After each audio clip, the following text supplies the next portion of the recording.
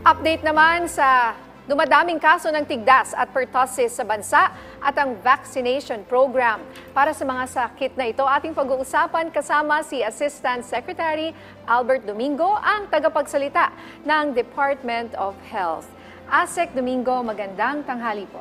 Magandang tanghali, Nina, Yusek Marge. Magandang tanghali po sa lahat ng ating mga taga-panood. Asek, una po sa lahat, welcome to our show. It's our first time to have you here live. Salamat at ako po ay natutuwa na nandito tayo ngayon to represent the Department of Health. Alright, we hope to see more of you. Yes. Ilang porsyento po ngayon ang itinaas ng kaso ng tigdas o measles sa bansa kung ikukumpara po ito noong nakaraang taon? At ano po ang nagiging pangunahing dahilan nito? Bukod po sa init ng panahon, may kinalaman ba ito? Meron tayong nakita ngayon, no, simula January 1 hanggang April 13, 1,817 cases ng tigdas na na-record natin nationwide. Yan ay lumalabas na mga 4.85 or sabihin natin 5 times, no, ikumpara natin dun sa same period nung 2023. Ang measles, hindi siya kaugnay ng init. Isa siyang dahil sa virus, ang measles virus. At it can happen any time of the year. So nakikita natin yung pagkalat. Typically, tumataas lang siya sa mga panahon na mas maraming mga pagtitipon, ang ating mga bata nagsasama-sama. So usually nangyayari yan pag summer. Pero ito, this time around, nakita natin yung malaking pagtaas pag kinumpara sa last year. Hindi lang siya sa Pilipinas. In fact, this is a worldwide concern as announced by WHO because maraming hindi na bakunahan nung panahon na naka-lockdown tayo sa pandemic. That's true. Asek Albert, sa inyong monitoring, ano pong lalawigan o probinsya ang mga nangunguna sa may pinakamaraming datos na may sakit na tigdas ngayon? At ano po ang mga priority measures ngayon ng pamahalaan tungkol dito? 48% sa ating mga measles cases, Yusek Marge, ay nakita natin sa Bangsamoro Autonomous Region in Muslim Mindanao, sa BARM. Ang sumunod dyan, nasa mga 8% na actually sa Region 3. No? So there are a lot of kababayans natin sa Bangsamoro na nakatutok tayo ngayon doon. Meron tayong Measles Outbreak Response Immunization. Bakit to tinawag na Outbreak Response Immunization at anong ginagawa natin? Actually, we started roughly around April 1. No? Tumawid tayo doon sa mga last few days of Ramadan at naabutan natin ang Eid al-Fitr at ongoing pa rin siya. We aim to vaccinate 1.3 million children from babies up to less than 10 years old sa Bangsamoro. Ang purpose nito is pinapaligiran natin. No? Pag meron tayong nakapaligid na ring of immunity through vaccination, we will cut the spread of the disease. So, fino-focus natin ngayon sa Bangsamoro. To date, our figures are already at around 1 million, 1.0 million. No? So, malapit na nating ma-hit yung 1.3 million target natin. Alright, bukod po sa Bangsamoro, ano naman yung sumusunod? Almost half pala ng kaso ay nandyan sa BARM, ano? Yung mga susunod na maaaring na tinututukan natin ngayon para sa measles? Nakikita natin Region 3 sa Central Luzon. No? For the reason na marami pong tao tayo sa Region 3. This is the Northern Development Corridor ng ating bansa na north of Metro Manila. And although in terms of percentage, dun sa 1,817, mga 8% lang nung figure na yun yung cases. Pero ang concern nga namin sa Department of Health is kailangan ipag-ingting natin yung pagbakuna.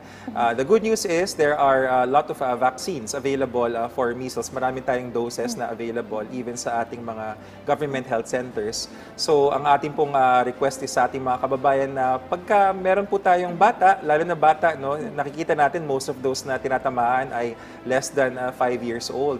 Dalhin po natin sa pinakamalapit na government health center kung saan libre ang ating bakuna laban sa tigdas at pabakunahan po natin.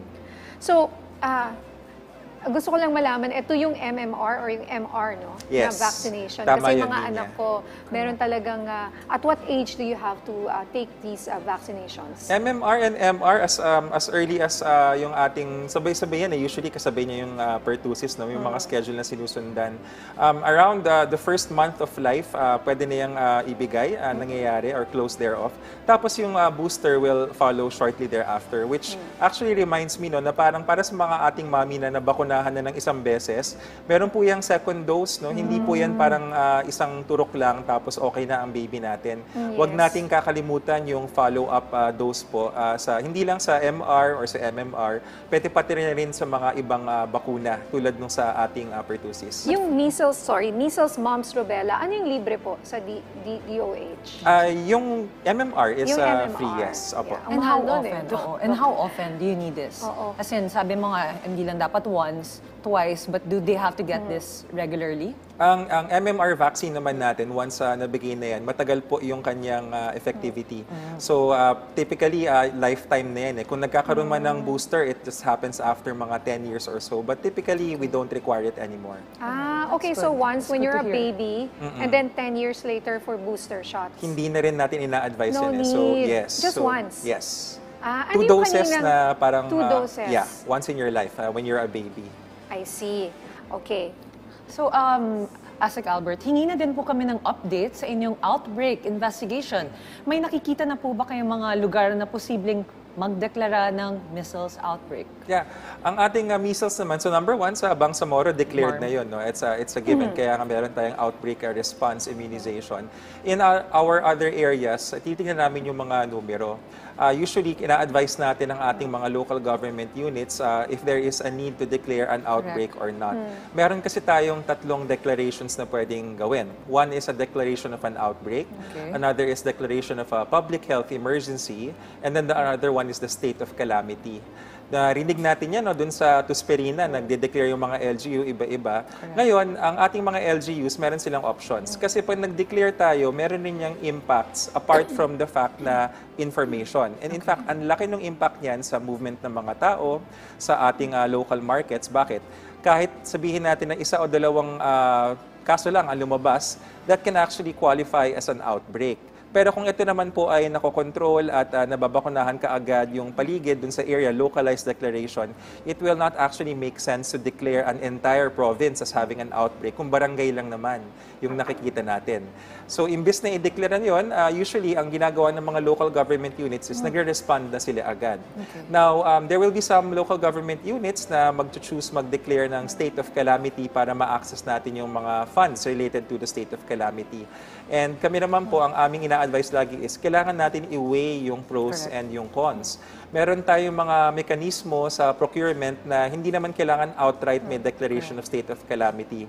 We were able to see this opinion by the Government Procurement Policy Board, the GPPB, na kung meron ka pang situation na you're about to enter into a state of calamity pero not yet there at meron ka lang mga circumstances that can be prevented na pwede pang respondihan, you can actually use that as your basis for emergency procurement. You do not need to necessarily declare a state of calamity. Asek, kapag merong, if kunyari yung LGU gusto nang mag-announce ng yung state of calamity or yung nga, na outbreak, sino dapat ang may final determination if that should be proclaimed or not? Is it DOH or with LGU?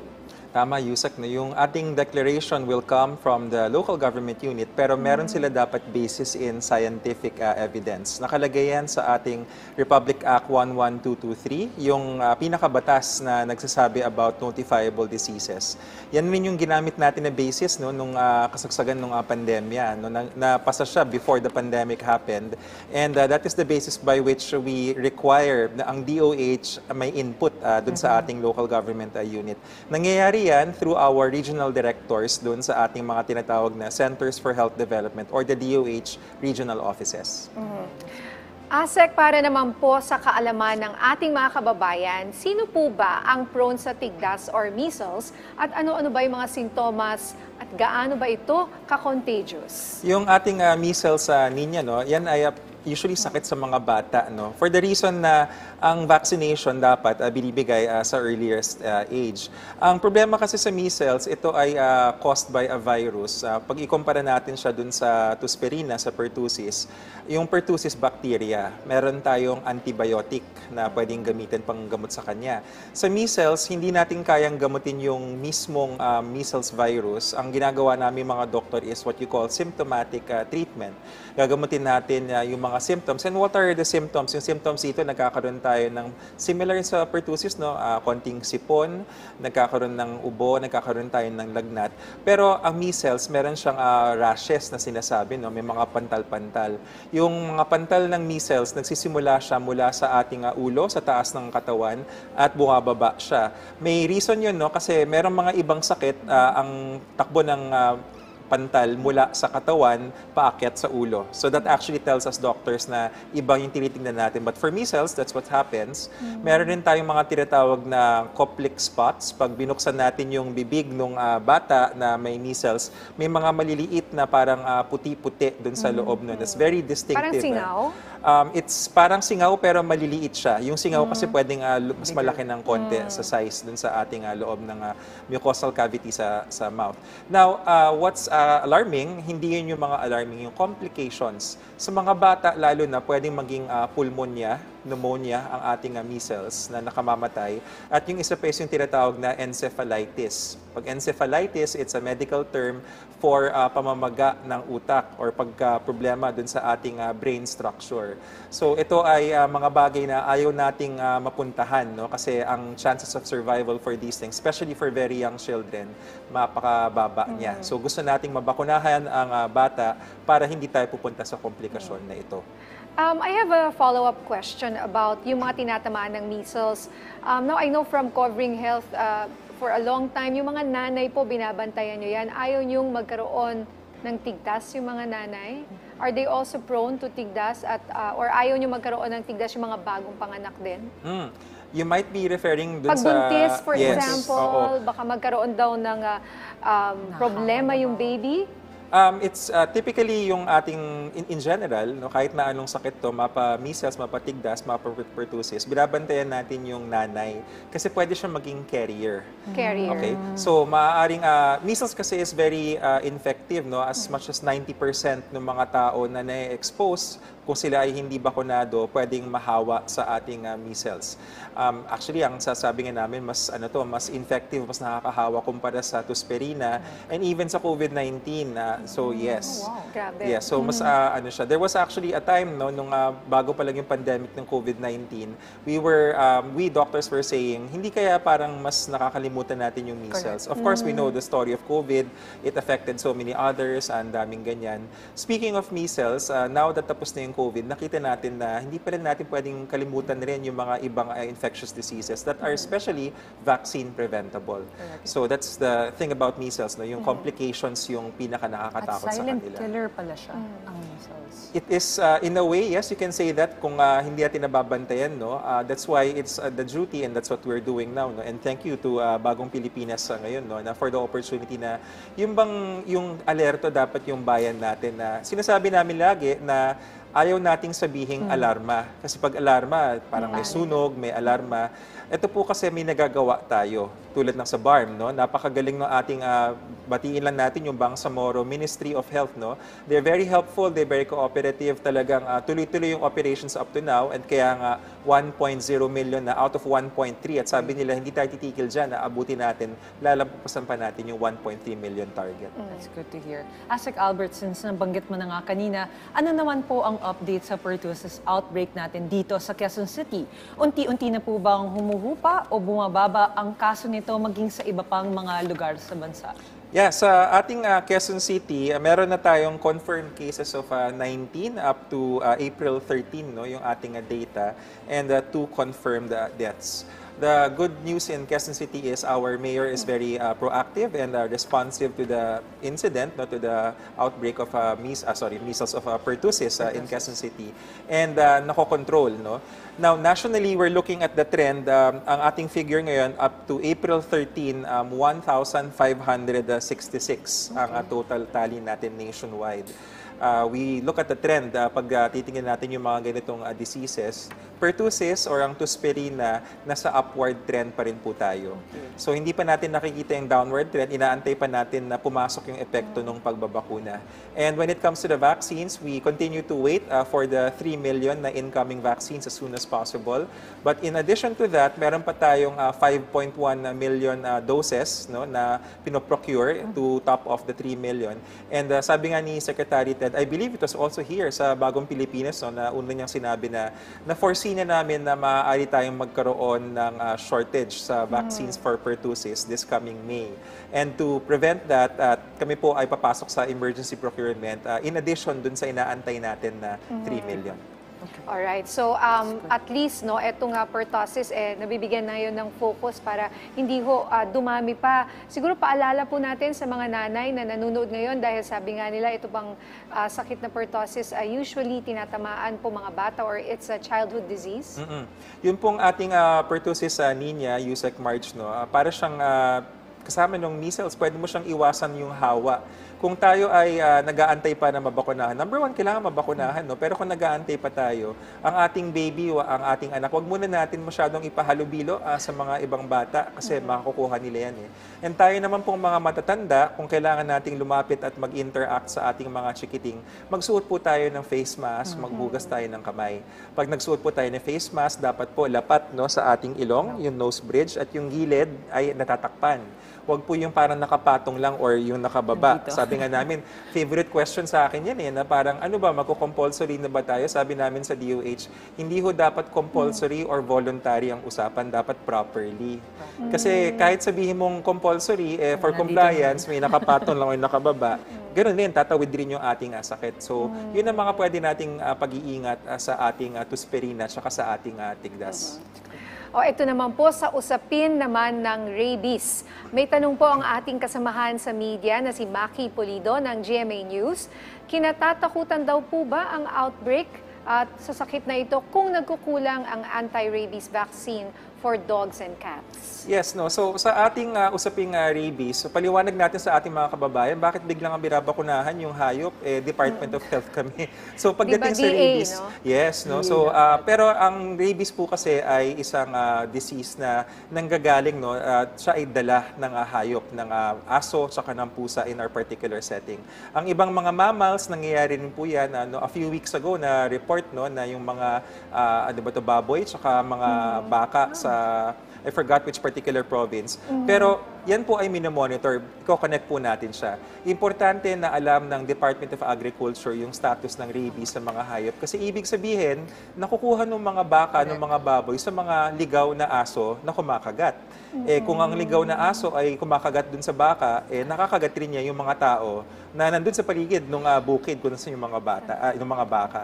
So having said that, dun sa tanong na ang dami ba ng bakuna sa ating mga hayop ay maaari makaapekto at maging sanhi ng isang outbreak ng rabies no, sa mga tao, maaari po. Which is why we welcome, no, we heard na our Secretary Laurel of Agriculture, sabi ni Secretary Kiko Laurel, siya ay nag-pitch na kung di ako nagkakamali, the figures might be wrong, pero 200 million pesos meant for the vaccination of dogs. Tuwan-tuwa po kami sa DOH kasi sabi namin, mas mahal ang bakuna ng rabies sa tao, which is binibigay natin after makagat sa rabies or makalmot, kumpara sa bakuna sa hayop. And sabi nga namin sa public health, kapag yung reservoir o yung pinag-iikutan ng virus ay nabakunahan mo, yung mga aso at yung pusa, hindi na yan tatawid sa atin.